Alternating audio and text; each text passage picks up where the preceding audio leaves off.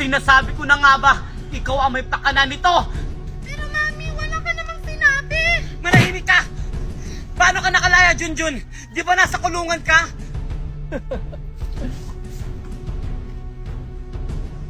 Walang hiya kayong dalawa! Pinagkatiwalaan ko pa naman kayo, mga traidor! Tita Valerie, nagpaplano ka pa lang, nakapagplano na ako. Sir, salamat sa tulong niyo. Walang anuman yan, Junjun. Nandito kami para tulungan ka. Basta nasa tama, tutulungan ka namin. O tara na. Mga walang hiya kayo! Nasaan ang asawa ko? Ilabas niyo si Daddy! Nasaan ako? Valerie? Megan? Junjun? Nasaan kayo? Daddy? Mami! Boses yun ni Daddy! Marco! Asan ka? Junjun! Ilabas mo ang asawa ko! Hindi ko ibibigay si Papa sa'yo dahil masama kang babae! Hindi masamang babae yung mami ko! Sadyang mahal niya si Daddy! Alam mo, Junjun, ikaw yung masama kasi kinidnap mo si Daddy! Manahimik ka, Megan, kasi wala kang alam. Alam mo ba na may kabit ang mami mo? Mami! Totoo po ba yun? O di ba wala kang alam, Megan? Pero para mas malaman ang lahat, tawagin niyo si Papa. Sige, Junjun. Hindi totoo yan, anak. Napakawalang hiya mo talaga, Junjun. Sino kayo? Anong kailangan niyo sa akin? Huwag kang mag-alala, Boss Marco. Di ka namin sasaktan. Basta sumunod ka lang sa amin. Anong gagawin niyo sa akin? Saan niyo ako dadalhin? Basta sumunod ka lang sa amin.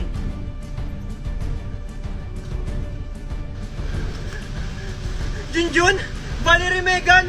Ano nangyayari dito? Asawa! Daddy! Ang sagradong anak mo lang naman ang kumidnap sa'yo!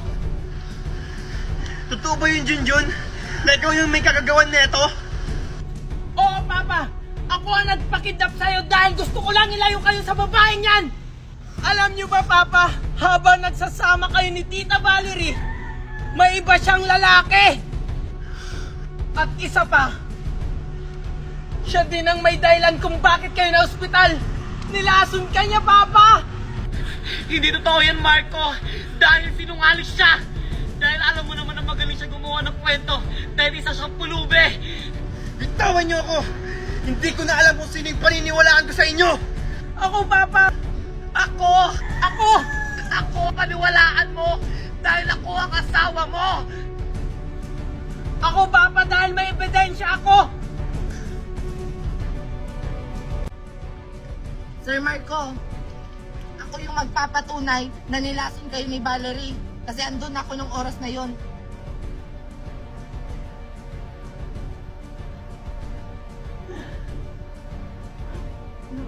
Nasaan ba yan? Ano kayong gagawin mo ng Valerie? Sir Marco? Junjun! Walang iya ka, Valerie. Bakit mo nagawa sa akin yon?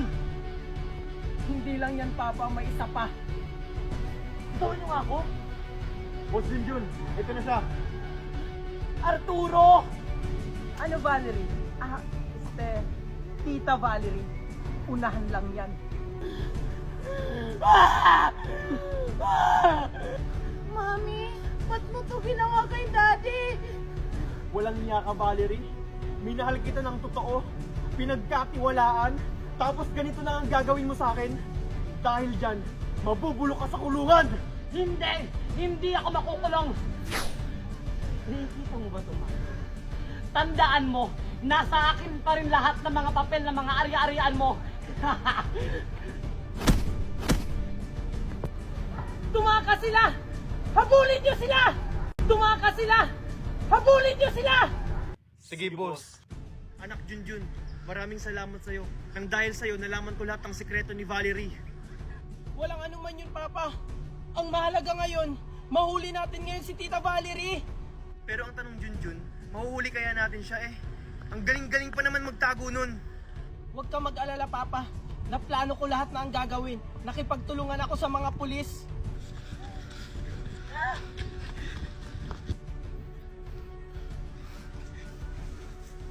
Asa na kaya si Arturo? Sana hindi siya mahuli. Valerie! Asa na kaya sila? Maghiwalay tayo! Doon ka, dito ako! Sige. Valerie, Arturo! Lumabas na kayo!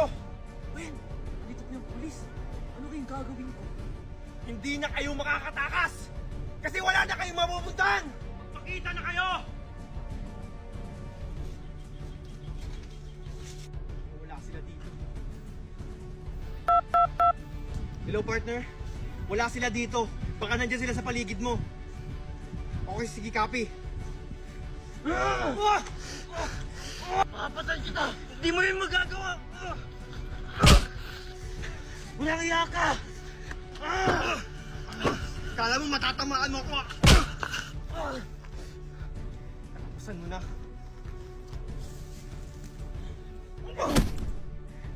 Sabi ko naman sa'yo, hindi mo ako kaya eh.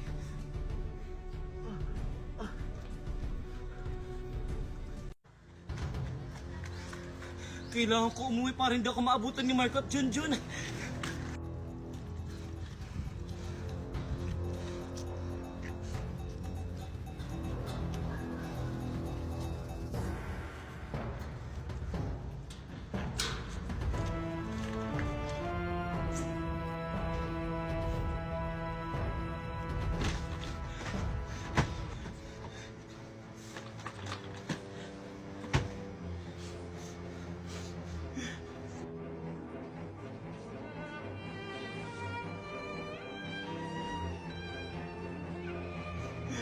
Sorry, anak. Babalikan kita kapag okay ng lahat.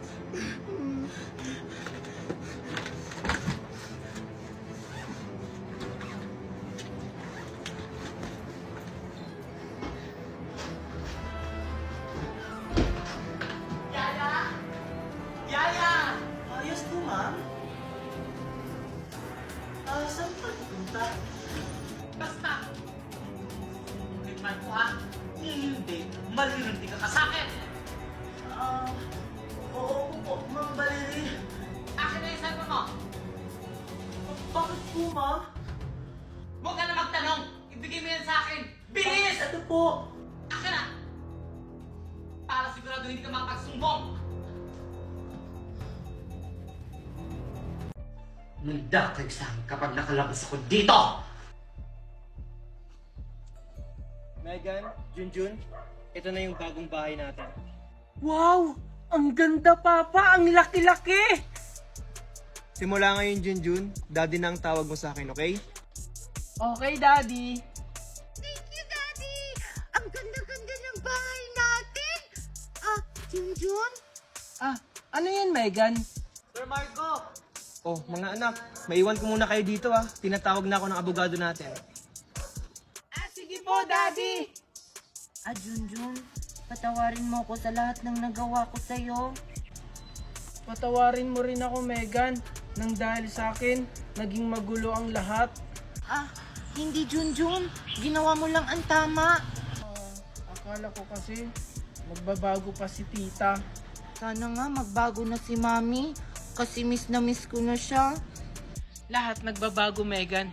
Kaya sana si Tita magbago na para makasama na natin siya. Oh, mukha yatang malalim yung pinag-uusapan nyo magkapatid ah. Alam nyo, masaya ako kasi masaya kayo sa isa't isa. Pero alam nyo mga anak, mas lalo kayong sasaya kasi lahat ng pamana ko ay nakapangalan sa inyong dalawa. Talaga, Daddy? Yay! Oo mga anak, kaya sana pagyamanin nyo ito. Thank you, Daddy! Daddy, oo nga pala, may napili na po akong charity. Charity? Oo po, yung kalahati po ng pera na galing sa inyo, ibibigay ko po sa charity sa mga batang naulila na po. Wow, ang bait mo talaga, Junjun. Daddy, pwede ba nating dalawin si Mami? Oo naman. O ano yun anak? Daddy, si Megan po nakita ni Kokoy kung nasaan. Opo, dito Marco, nakita ko po si Megan nakakulong. Talaga?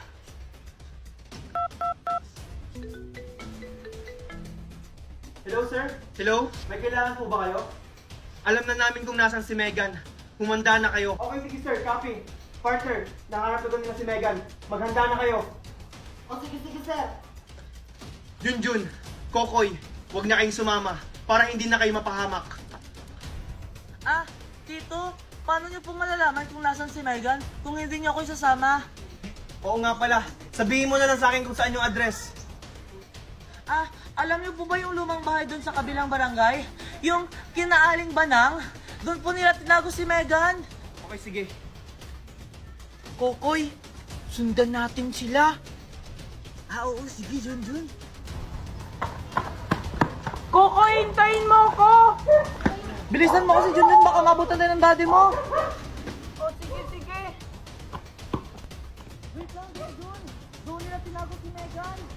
Talaga? O sige, puntahan na natin. Kailangan natin mag-ingat. Marami pa namang bantay si Megan. Baka makita tayo. O sige, tara. Sige, tara. Valerie, handa ka kasi parang may nakatutod sa atin dito. May nakita kong balon kanina. Ano? Nalintikan na. Ayun si Megan nung nakakulong. Bantay sirado siya. Wala ka ng takas, Arturo. Paano nyo kami natuntun? Wala ka na doon. Ilabas niyo si Megan. Napapaligiran na namin kayo.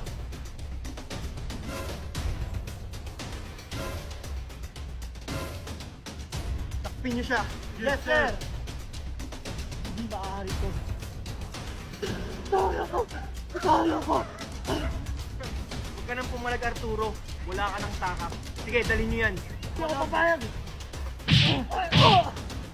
Arturo! Habulin niyo siya! Walang magpapaputok sa inyo!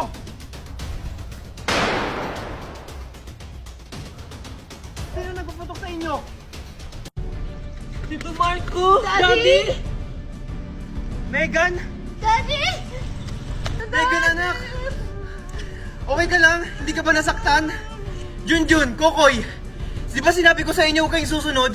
Buti na lang hindi kayo nasaktan! Sorry, Tito. Gusto lang po namin tumulong sa inyo, kaya niligtas na po namin si Megan. Megan, anak.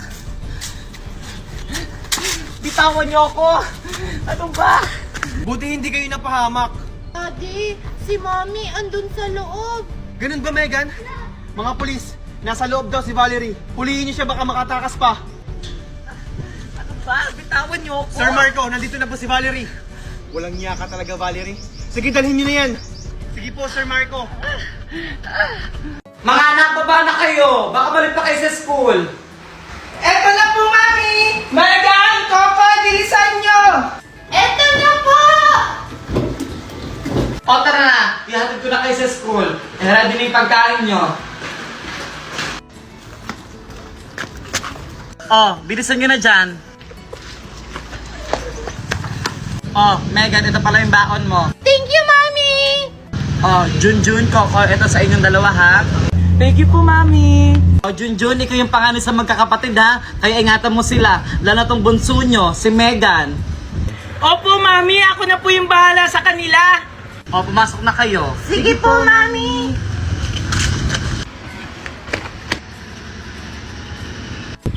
Ganda talaga ni Valerie. Hi, Valerie!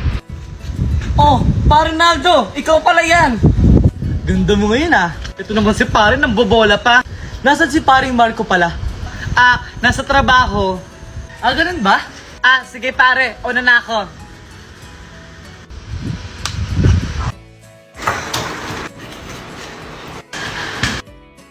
Mommy, Daddy! Tingnan nyo! 100 ako sa quiz kanina! Wow, ang galing naman ng bunso namin. Manang-mana ka talaga sa akin. Ako din, Mami, Daddy! Ako po yung haya sa exam namin! Ako din, Mami. Tingnan mo, perfect score ako sa exam namin.